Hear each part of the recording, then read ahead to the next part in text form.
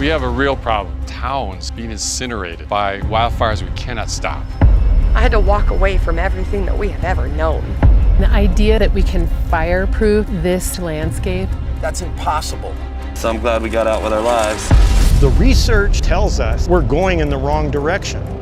We could eliminate communities being destroyed. And we don't have to live in a concrete ammo bunker. Welcome to the All Things Wildfire podcast, where we delve into the latest trends and hot topics in protecting properties against wildfire. So sit back, relax, and join us as we arm you against disaster.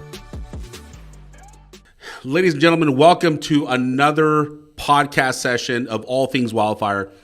In today's session, I have another very special guest, and I promise to continue to get as many interesting guests as I possibly can, and today is no exception.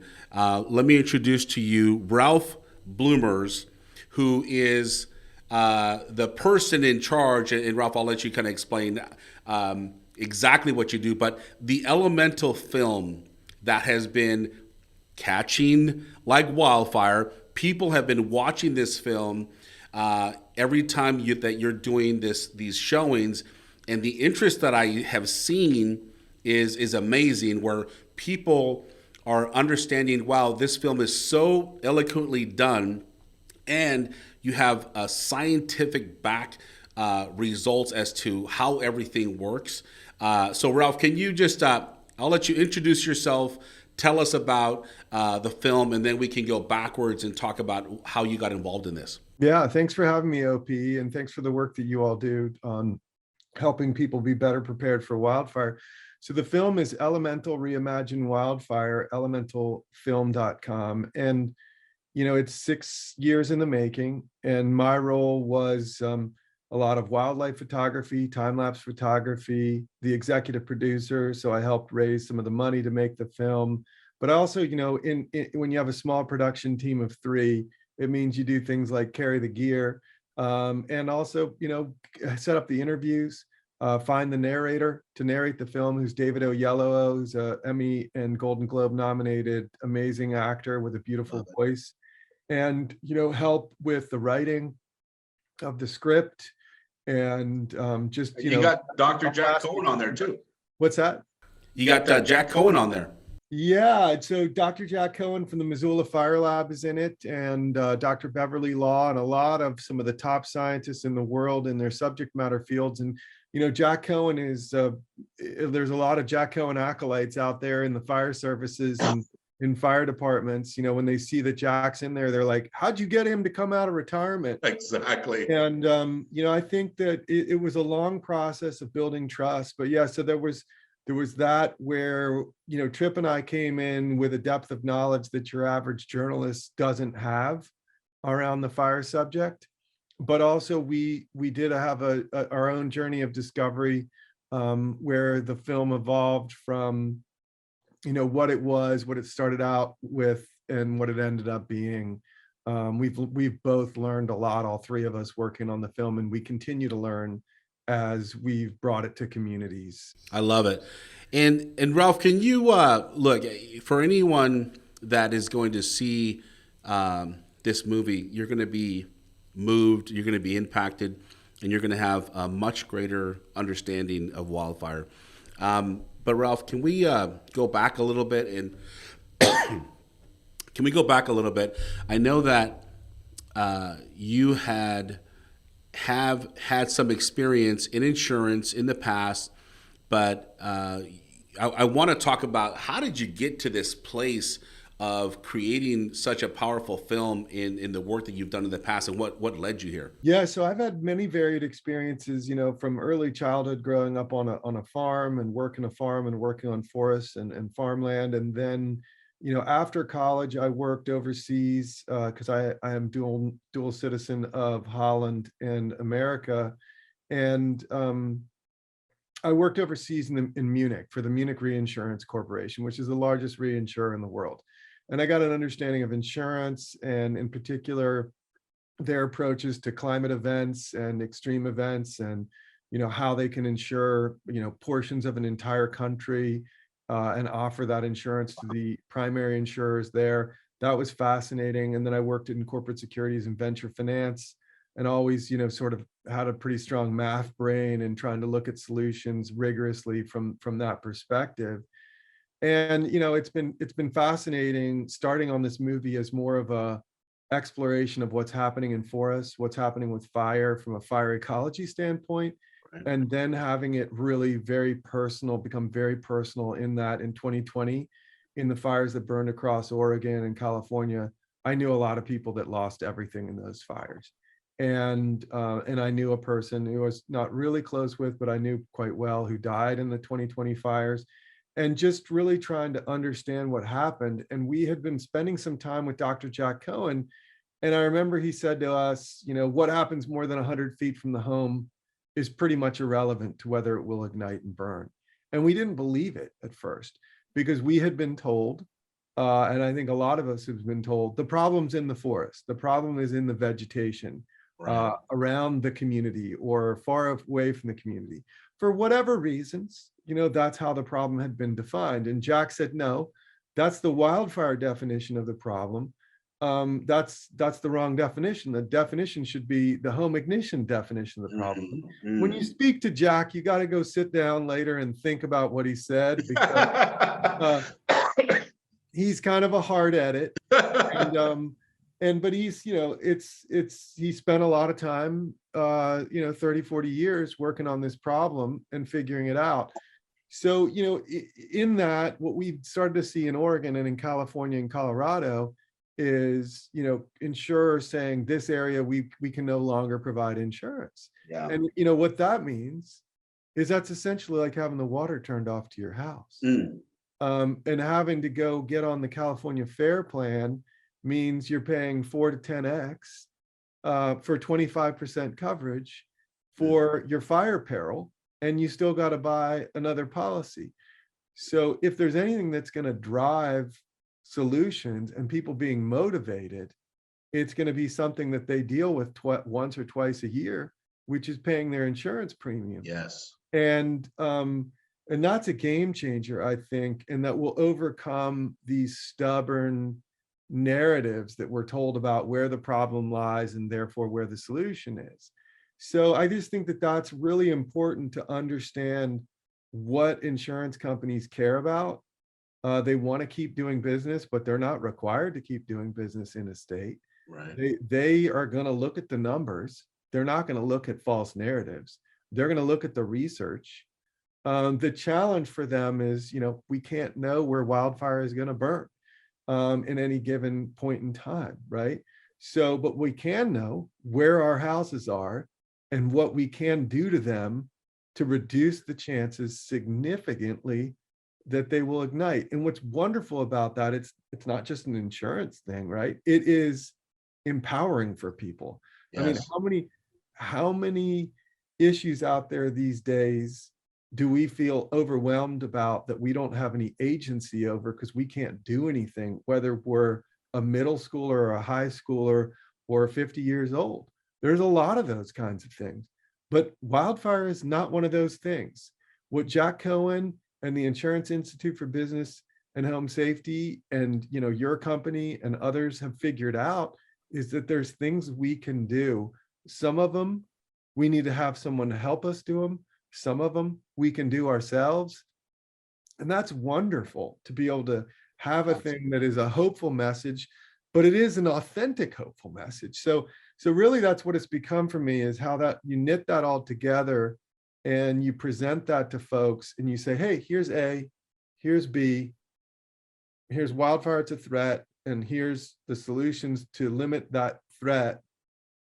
What are you going to do? Let them figure out the equal C. That respects the viewer, that inspires them to take action. And you try to do that in a way where it's both beautiful to watch, entertaining, and good medicine, but not too much good medicine that they don't enjoy watching it. Boom. What a that's so true, the way you just stated that. Entertainment has to happen. You have to have medicine, but not too much medicine. Because if there's too much medicine, people begin to check out and say, hey, it's that can't work for me.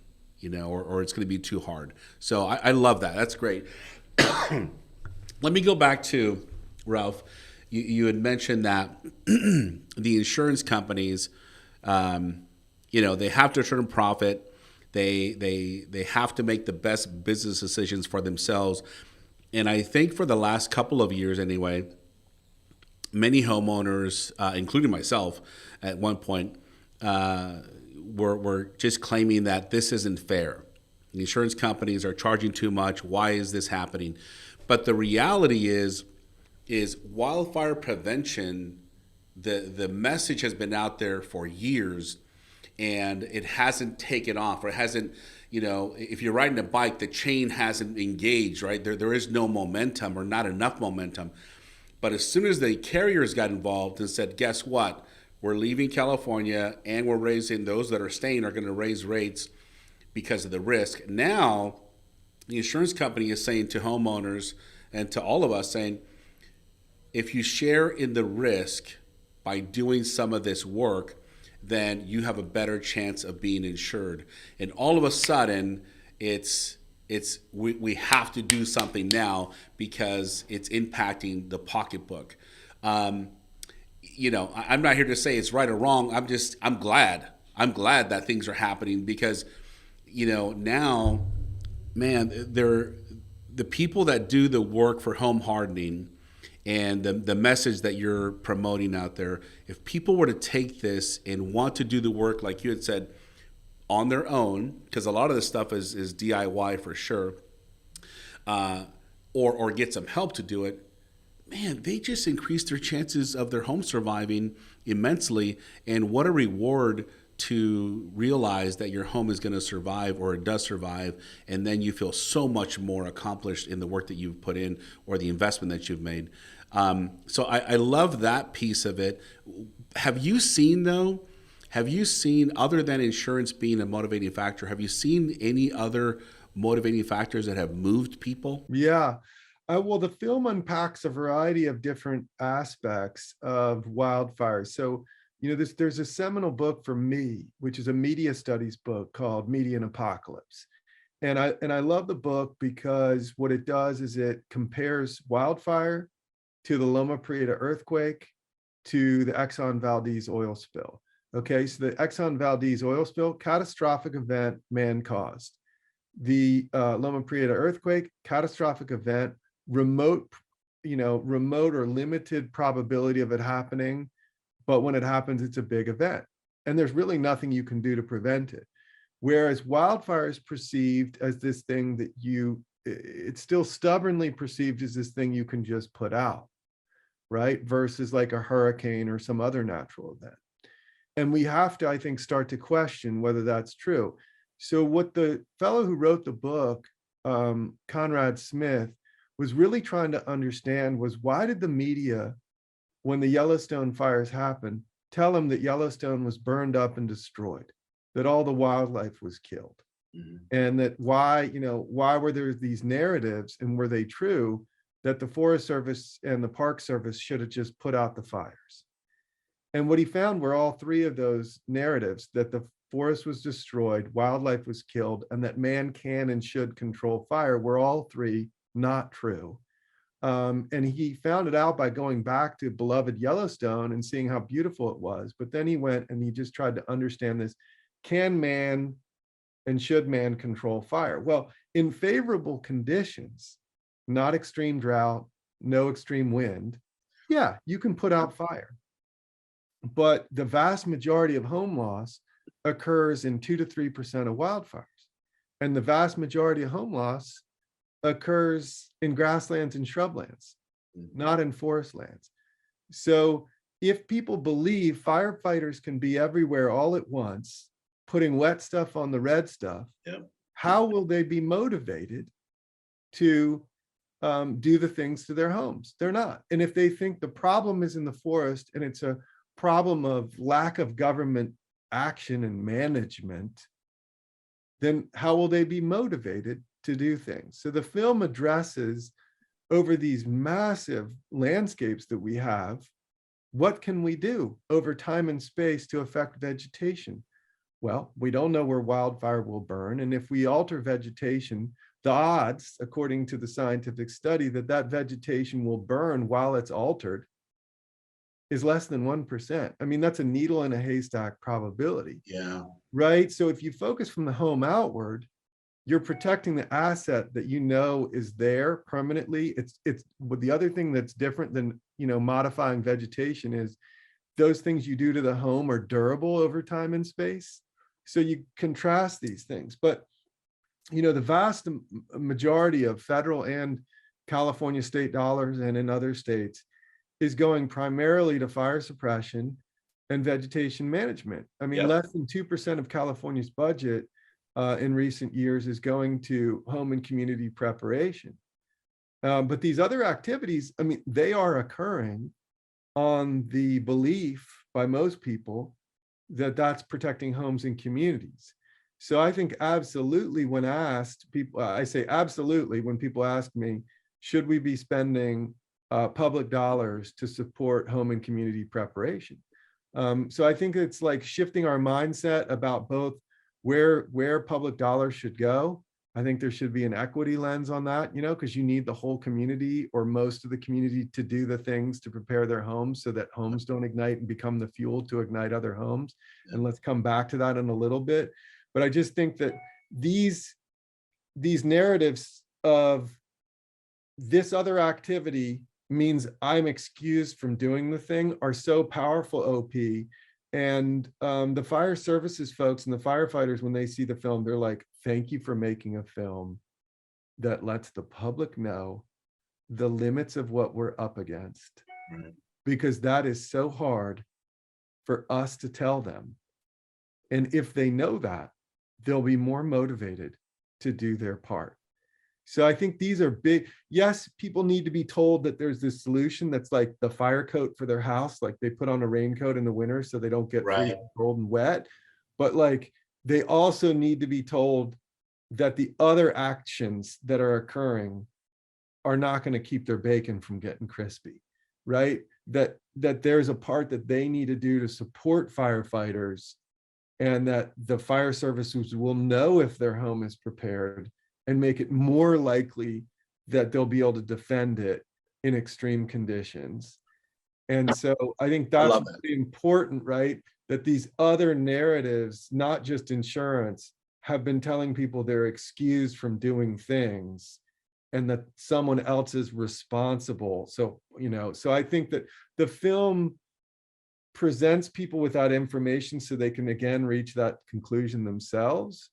In a really powerful way, using the science and showing those scientists on the landscape, figuring these things out.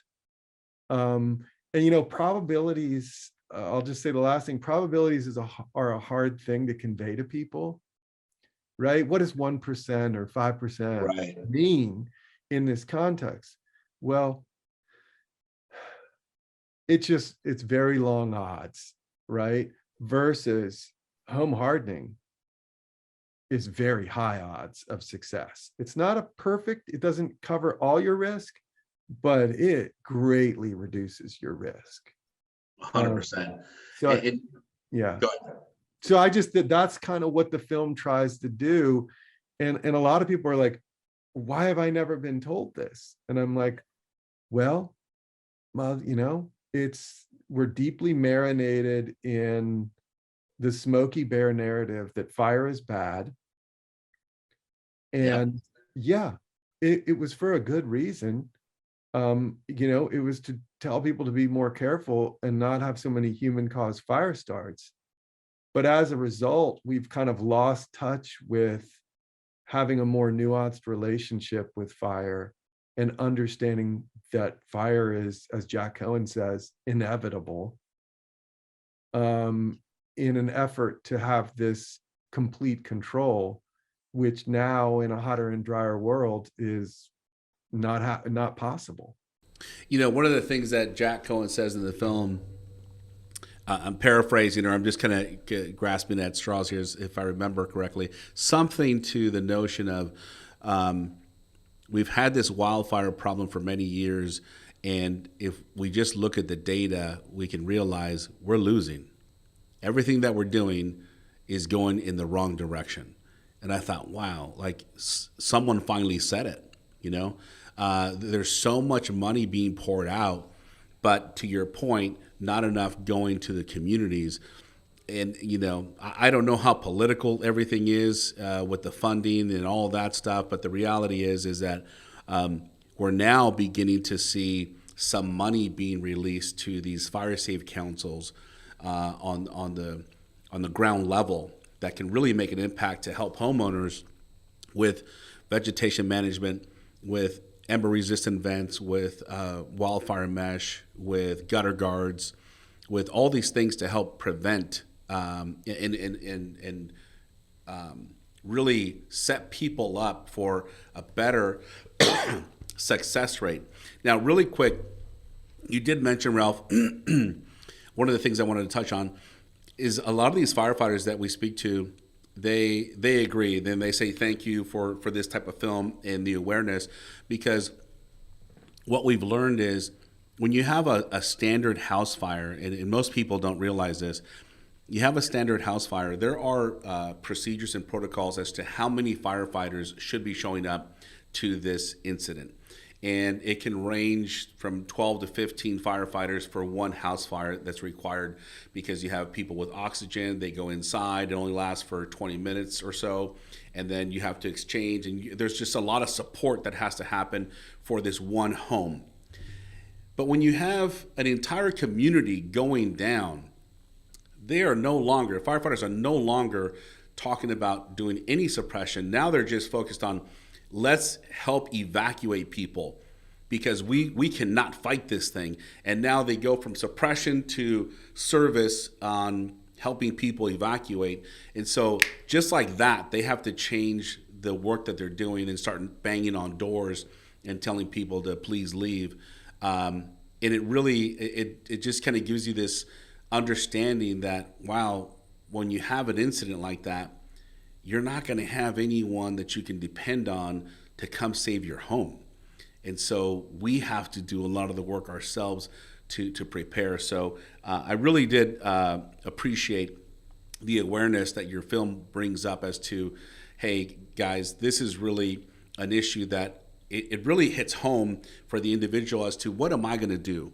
What am I going to do for my family? What am I going to do for my community? What am I going to do for my neighbors?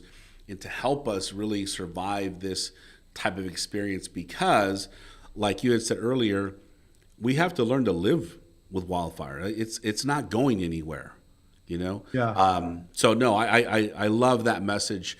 Now, Yeah, let me just share one reflection. Yeah, go ahead. Which is not in the film, but we heard pieces of it.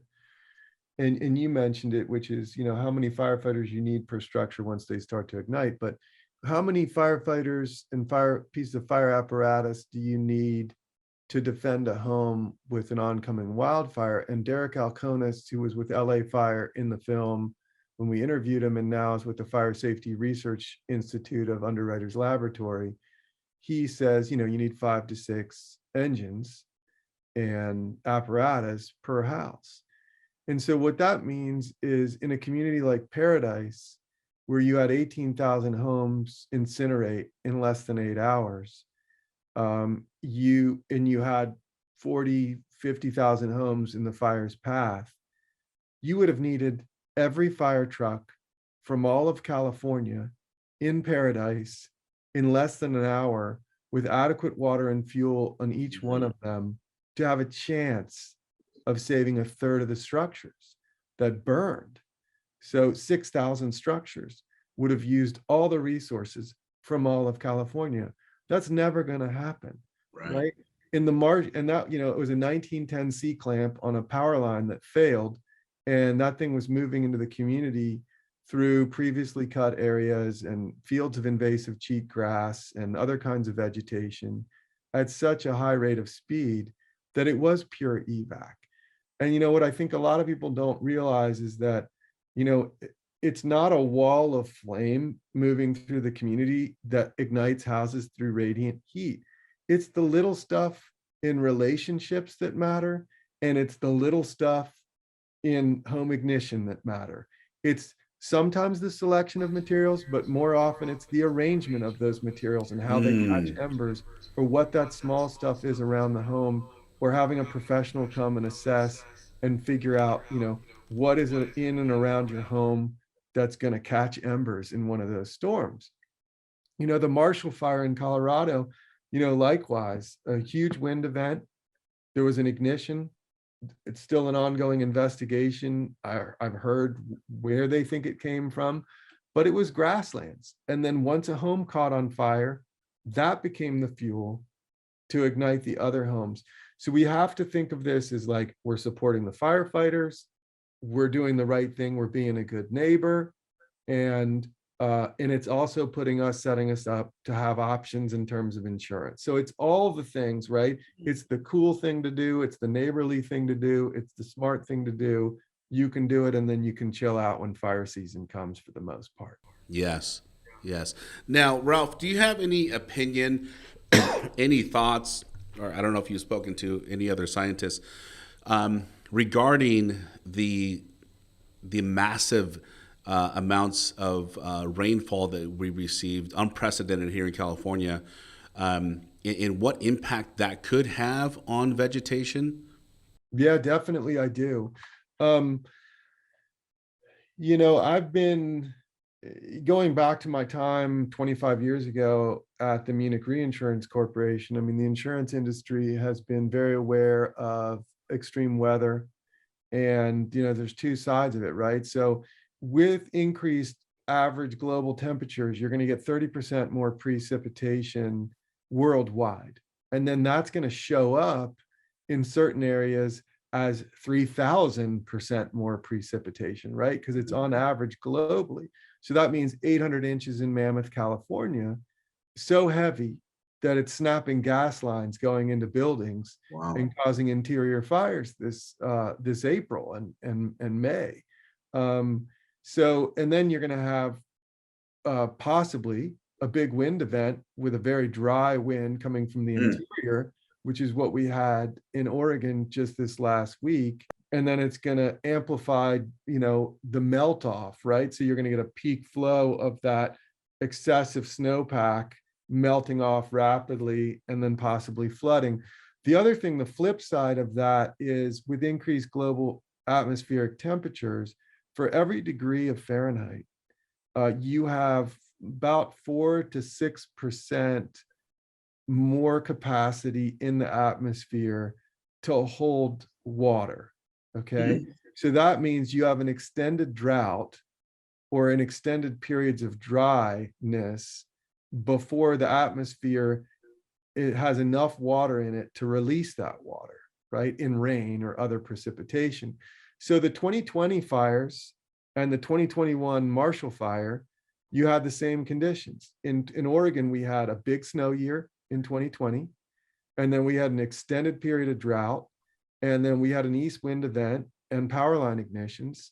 And so we had fire. So I think it's, a mistake to think, oh, because we had a really big snow year, we're gonna have a non-fire filled summer, or it's going to be less. It could be, but really where that occurs is if you have intermittent rain coming off the Pacific throughout the summer, sporadically. Are you going to tell me right now that you used to be a weatherman too? Is that what I'm hearing? Because I've been listening. I've been trying to learn. I love it. The director of the film, Trip Jennings, makes this series called Weathered for PBS. Okay. He gets to nerd out. Yes. And I get to nerd out with him, with the top climate scientists in the world, and it was only until pretty recently that I learned this flip side piece. I'd always understood the amplified rain events, right? You get a year's worth of rain in Houston in a day or something, nutty.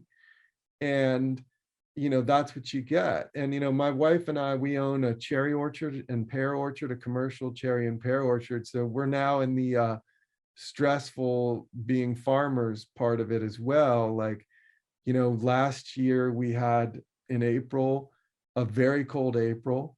And then we had an extended period after the snowfall in April where it was so cold that the bees were only active 10 to 15 minutes a day. And then this year we had a super early bloom, and then we had these interior winds for 7 days at 90+ degrees in May, when typically we're not having to water until June. So, I think the long and the short of it is wacky weather, unpredictable weather. And, another big thing that I like to look at is, how's the media talking about it, but what's really going on? So you hear these things like polar vortex, as if it's like, I don't know, I think they're trying to convey that it's this sort of funny one-off. But really what that is the jet stream isn't really functioning as it used to. And not that the jet stream was a super stable thing, but it was historically in our lifetimes operating as this, three-banded thing that provided some stability to the seasons. And now, you get these Arctic blobs that drop down that they're calling, polar vortexes. And those are also really involved in wind events. So in Colorado, it was fascinating to be there, OP, for screening the film a week and a half ago, because I did it to a whole big group of scientists and firefighters. And then I did it just to the public for 2 shows, all 3 sold out. But I just got to, learn more about the wind events in Colorado. And the wind events, Colorado's always been a windy state, but they're just getting these amplified wind events where these high pressures that are building up over Utah and the Great Basin are then collapsing on the Rockies. And they had 36 red flag warnings. Wow. In 2021. And so people there are just like really excited about the film, really excited that there was things that they could do to prepare their homes, and ready to embrace that. And I think that, that's what we need to really think about, is what can we do at the most local level to empower people with the knowledge to understand the events around them, and the what that they can do to be better prepared. Yeah. Now, Ralph, it kind of brings me back to the home ignition zone.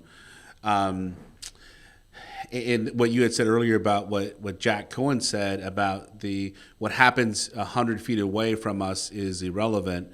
And it's interesting because you used a term earlier. Let's see here. It's the arrangement of materials. I like that.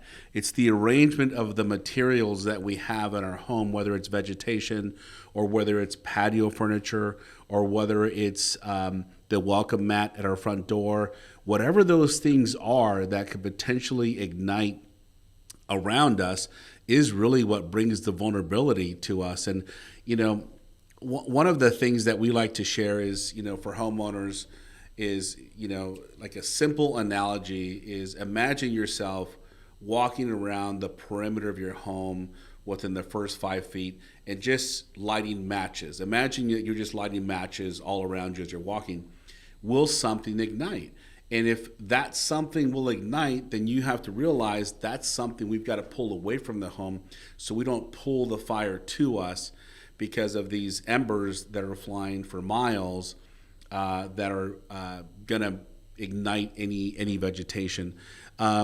Is there any way that you like to explain it to homeowners as to some of the basic fundamental things they can do to prepare their homes?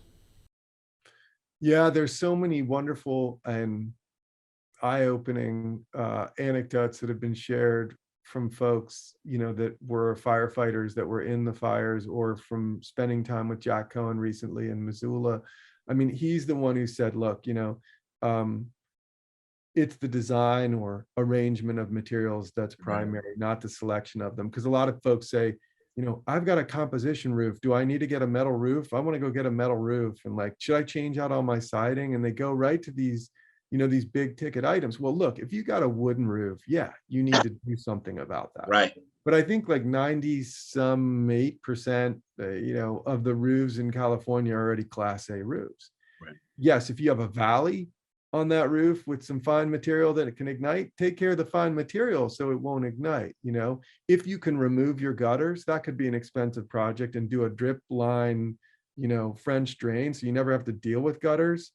That's great, do that. But really, I think it's that design or that arrangement is so important. And that's why, we need folks like your company working with landscape architects.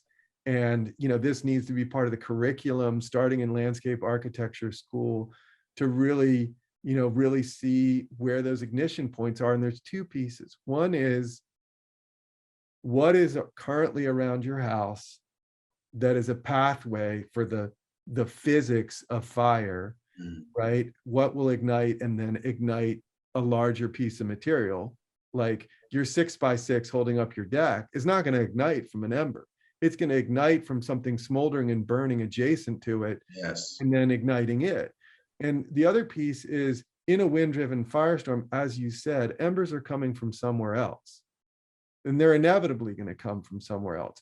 Grassland, shrubland, forest, doesn't matter, right? It will come, or a neighbor's home. Yes. And it's how those will gather. So you also have to look at, like, if you have a connected fence that's vertical. Yes. We have extensive footage from Paradise of some folks who stayed behind, and they had garden hoses, and they defended their homes, and they went back inside, and I'm not necessarily recommending that people do this, but they gave us footage, heartbreaking footage of their neighbors' houses where their hoses weren't long enough for them to hose down their neighbors' fences.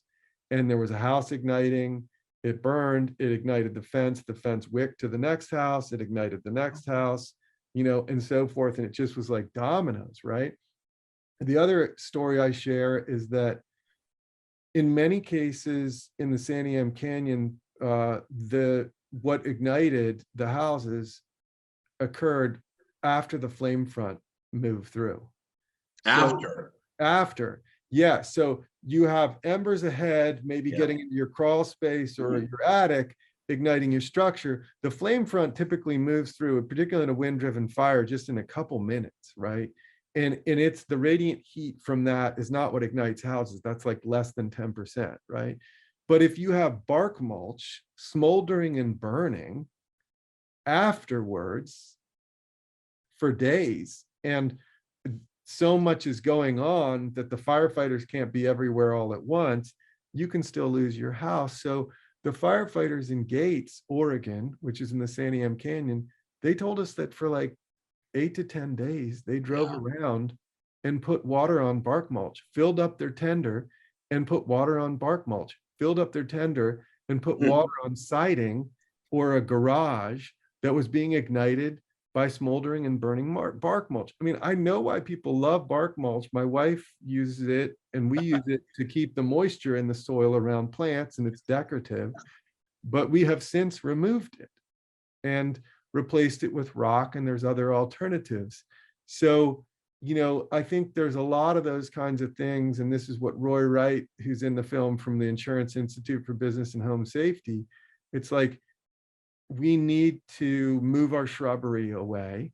We need to think about those things. And yes, we do need to do the vents, which you all do. And we do need to consider, how we prepare our gutters to be easier to maintain so that they're, super clean if and when fire comes. And, we need to figure out how we reconfigure our fencing so that it's not flammable right adjacent to the house, or detach it. And that's just a lot of reimagining. But a lot of that stuff, 0 to 5 feet or 5 to 30. I mean, of course, there's studies about, the one that I found so interesting was at the Wildfire Resistant Homes Conference, which you all were a part of, which was like how junipers or cypress torch. Yeah. And they generate so much heat, they can crack a window if the flames are bent over by wind, because they have so much fine material up in that cypress or that juniper that it just does a pulse of like 800 to 1,000 degrees. And that if you don't have a tempered window, boom, your window will shatter from that pulse of heat, and then embers can get inside. So I think, those things are just super neat to sort of understand all the experiments that have done, but then also like it allows you to go, okay, this is at the top of the list, this is second, this is third. I can get to it. I have a prioritized list. Right. And, there's maybe for most homes, it's $10,000 or less. I mean, I think people are working on these analyses of what, and for some folks, 10,000's for many folks, 10,000's a lot of money, but some of those things they can take on themselves. And anyway, I just love to share all the different anecdotes that it's doable, that it's that small stuff that matters in relationships, and that's that small stuff that matters in relation to your house. Yeah. That you can figure out.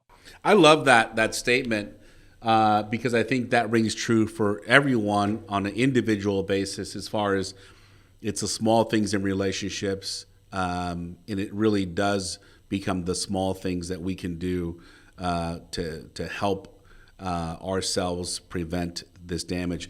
I do want to touch on a couple of things that you said.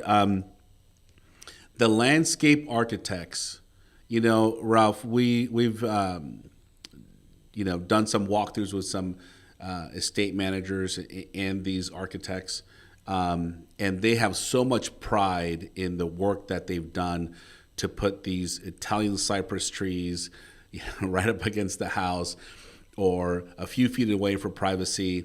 And when Rich Snyder, our former firefighter, fire marshal, fire captain, we go out there to do an assessment, he'll say, hey, look, can we consider, taking off, the cypress? This is the vulnerability. And this one landscape architect reacted and said, no way. We're not touching it. We're not moving it. And, if we got to spray fire retardant on it, that's what we're going to do, but we're not removing it. And I thought, wow, there really does have to be a much stronger emphasis on education for these architects, because the reality is we've got to make them more fire resistant as far as the materials that are being used and the arrangement, right, that is being used. And then another thing that you had mentioned when you said, we have to worry about the wildfire after. In my mind, I broke it down as before, during, and after. Like, these are key components, even in business, of what we look at. But when I break down the wildfire, it's like, okay, there's an event, and it may not be near your home. It may be miles away, but before is preparing with anything that you can do to have the home prepared with, the vents or the gutter guards, etc. But before, you're going to have embers flying at you, right? So that's going to be a vulnerability. During, you're going to have the flame front, like you had said. And then after, you're going to have the smoldering concern. And it's interesting because Rich Snyder shared that they were on wildland firefighter, I forget how many years ago, but they were doing some cleanup days after, and they saw this smoke coming out from underneath the home, and they kept going out there with water. And as they began to pull things back, they noticed that on the foundation vent of the home that some embers had gone through, and this floor joist was literally smoldering, and they were able to see it, and they turned it off. But when you think about it, these are the types of situations, like you had said, these homes and these properties and these communities can still go down after the flame front has passed, because we don't have this awareness of where the possibility that these embers have intruded and gotten into. So I think it's not just enough to say, okay, everything's fine, the flame front has left, and I have nothing to worry about. We still have to be very conscious and aware of what's going on around us. So just wanted to share those points. I think very powerful from the standpoint of always understanding that we are vulnerable before, during, and after the wildfire is even turned off in our communities.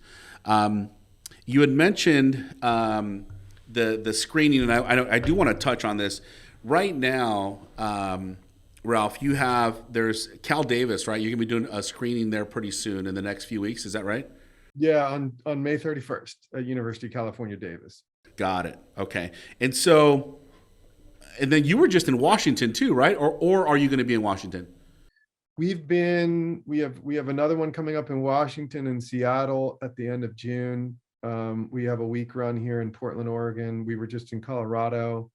We've been as far as New York and Vermont with the film. In Boston, we did a screening to the insurance industry. So those dates and what remains, they are up on the elementalfilm.com website under screenings. And then if folks, can't make it to one of those screenings, or isn't one in their community, but they want to bring it to their community, they can reach out to us through the website. Or if they just want to watch it on streaming in the comfort of their own home on their big screen TV, and make their own popcorn, then they can watch it on Apple TV. It'll be available on Google Play and all the sort of rental streaming services to begin with. And when is that going to be available? June 13th. Got it. Yeah. I love that. I think, having I think for every fire safe council, for everyone that is involved in your community, that you want to be a voice for prevention, you want to be a voice for being able to help your community. This would be a perfect opportunity to actually invite friends, communities, neighbors, family to come and enjoy this film, because it brings such a level of awareness, Ralph, that we keep hearing little fragments and different pieces of what needs to be done, even the things that we offer. Some people get overwhelmed with, oh, that's just too much. But the reality is, it really is pretty simple. And if people come together and allow this film to touch them and I say, like, minister to them, I think it's very powerful, where people can walk away and say, okay, I am responsible. I'm going to do my part. And as a community gets together and they get this energy to want to do something together, I think that would be absolutely powerful. So I would encourage communities, fire safe councils, Firewise communities, to HOAs, to really do something to bring people together, because if your neighbor's home survives, you have a better chance of your home surviving, and the opposite is true too. Let's help each other. Go ahead. I totally agree, OP. I mean, I think, a lot of times in the post-screening Q&As, I get questions about, like, what are the policy changes that happen? I'm like, look, I can talk about that, but I think it's really got to be social change. It's got to be neighbor to neighbor. It's got to be relational. If you're around your house, or you've hired someone to come in and help you do things around your house, and your neighbor sees that, they're going to get probably curious. If they know you, they're going to want to understand it. And they're going to be like, oh, you're doing it. So there's going to be those spark plugs in their community that are doing it and leading, and that's going to motivate other people far more than, a stick, right? It's the carrot, it's the relational, it's the keeping up with your neighbors, it's learning, it's somebody you trust. I think that's so powerful. And in places like Truckee, which is, a lot of second homes and some primary homes, for example, they're apparently on a 3-year rotation, where every house is inspected and assessed, and people can just, like, upload the data. And it's really impressive, so it's working in this neighbor to neighbor with people that they trust, whether it's, a company like Allied Disaster Defense or the fire department being involved in that assessment. And then the neighbor is empowered to prioritize, and who do they hire to help them, and what do they do themselves. That stuff is working. So I agree with you. And we have been contacted by a lot of HOAs, a lot of fire departments, a lot of fire safe councils, a lot of Firewise community groups about, how do I get the film? Can I do screenings? Do you have a kit to go along with it? So we've tried to put a lot of the resources, and we're continuing to build that out with information about all the scientists on there, if you want to nerd out more about what they're teaching you. Yes. But I think, like, we did an interview recently with the Landscape Architecture magazine. We're definitely going to try to send the film and get the film into the hands of the landscape architecture schools. One of the persons that's co-presenting with us at UC Davis in the Q&A panel. That's her specialty, is landscape architecture. And we specifically wanted her to participate on the panel with us because of that. Yes. Because, it's going to matter what training is going on for young people these days, as like where the authentic, durable solutions are. They need to hear that, and people need to hear it neighbor to neighbor. That's going to matter more than someone that they don't know maybe reaching them, right? Yeah. So I'm all for what you said. I think that's what we hope. The film is accessible to the general public in that way. And we have heard people email us, I did the things, I got my parents to do the things, I'd like to film so I can show it and get my community to do the things. Love it. And I'm like, awesome. That's a win for me. That's why I made the film, for that kind of impact. Now, so I love that. I think, that's a win for you. That sounds awesome. From a business standpoint, right, Ralph, I'm always thinking like, man, like, how are you monetizing this? Is this, because to me, I'm like, wow, this is a really cool film. Ralph is probably making millions of dollars, man. It's awesome that way. But is that the case? Are things happening that fast, or is it a different story that's going on? The film was definitely a labor of love, and I work for a nonprofit, and I'm funded by philanthropic sources to do fire safe community work. Trip Jennings, who's the director of the film, has a production company, and he gets paid to do things for PBS or National Geographic or other clients. In the documentary film space, the business side of the movie business is not a moneymaker. OP, unfortunately. Okay. The film cost a considerable amount to make, okay? And it brought me a lot of joy to make it, to spend time in the forest doing the wildlife photography or the time-lapse photography. We got funding from National Geographic. We got funding from Patagonia.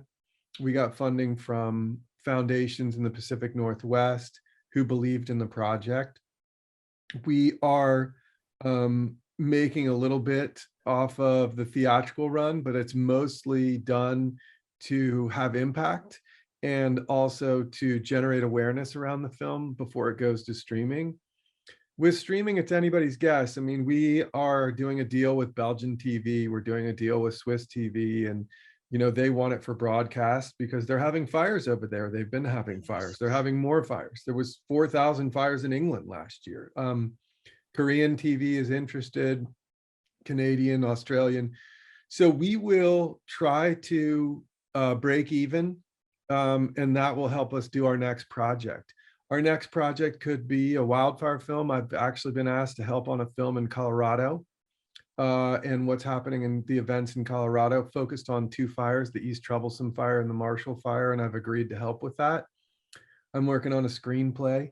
I think we need an animated movie around wildfire because of how much animation influences our beliefs, and those good stories influence our beliefs. So I'm working on that project with Margot Robbins from the UROC, and a writer and an animator.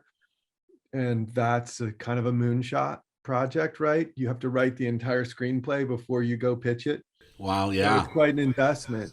I've really enjoyed it. It just kind of happened, right? We started with short form videos to help folks make sense of particular events in their backyards, and people really responded to it because of the way that we did it, I think, and the hope that it provided them and the understanding that it provided. So I think there's a lot more storytelling that could happen in this space that's not happened. But yeah, it's, we're mostly in this for the impact and the social change, because we can't continue to have communities incinerating. The American Red Cross is supporting us because they're struggling to keep up with the challenges of community recovery. And many of these communities are 10 to 20% rebuilt. and they're never the same. We need to get ahead of this problem. We can't have insurance companies exiting large parts of the Western US. That's why I'm in it, Yeah, and I love it. and I'm all for there being businesses that are involved in the solutions, that are involved in an authentic, real way that is doing good things for people and selling them a product that is of great value. I think another win for me is for the film to be part of stimulating the growth in those industries. And people feeling like, oh, because a lot of people are like, I don't have time to do this stuff. I just want to hire somebody I can trust. Yeah. And so I think that's also a win, right? But for me, I've been, for 20 plus years, someone working in the nonprofit space for the social good. Yeah, that's awesome, Ralph. Look, if we have donors or philanthropists that are listening, how could they contact you if they do want to say, hey, look, my money's on Ralph on the abilities to create something like this and for future productions? How can they contact you? Yeah, they can just reach out directly through elementalfilm.com website and it will get to me, or they can reach me directly. You have my contact, but it's like ralph@greenoregon.org is my primary email, which folks are welcome just to reach out to me that way. And, I am in the philanthropic space. I do advise a number of folks trying to have impact on the wildfire solutions, whether it's, scaling up prescribed fire and cultural burning, or wildfire prepared homes, or forest restoration. So that's a space that I've been in for many years. And I'd be happy to talk to people about any of their interests around, things that they want to accomplish, whether it's in their community or their state or in the West. I expect I'll be doing it for another 5-10 years at least. Yes. No, I think there's such a big need. And, when you talk about Colorado and how they had over 36 red flag warnings this last year, that's amazing, because when I think about winds, I think about California, Santa Ana winds. This is what we're accustomed to.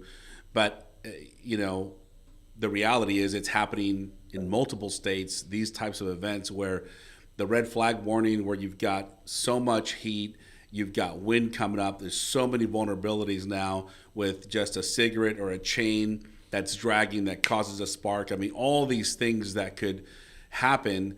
It's for us, at least for me in California, when the winds start kicking in, man, I'm on red alert myself, just kind of looking around going, man, we have to be mindful and be aware that these wind events, although they may feel good and they cool you, the reality is it's creating a whole nother level of risk and vulnerability. So for all of us to really be on alert, I think it's critical.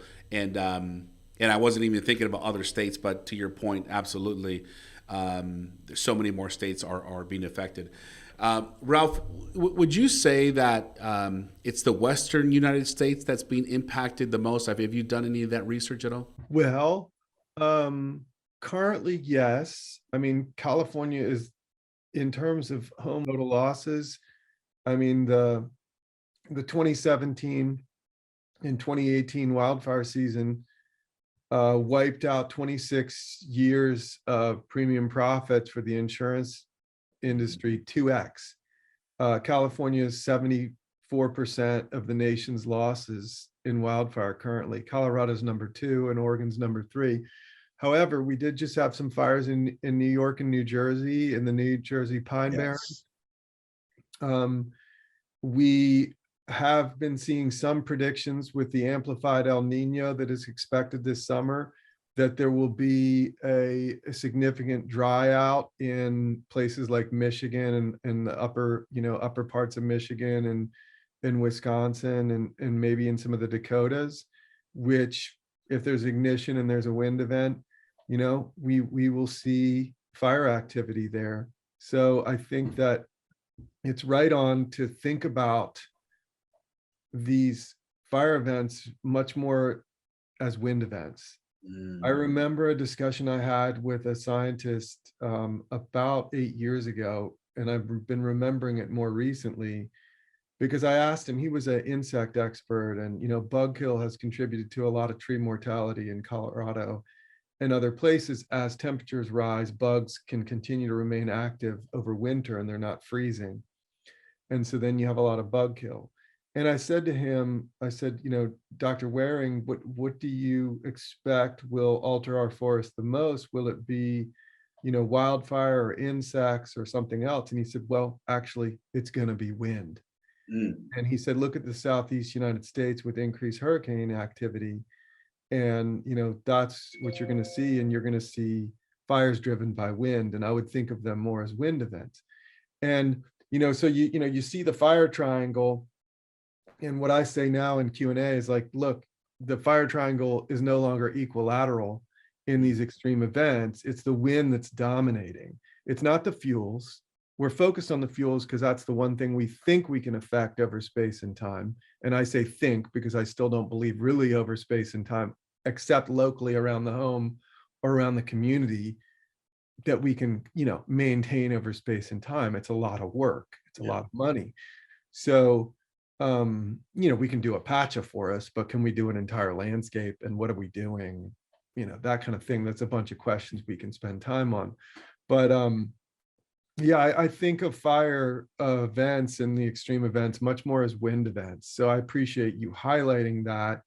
And I think that we're going to see other parts of the United States that aren't the 11 Western states going to experience some fire events.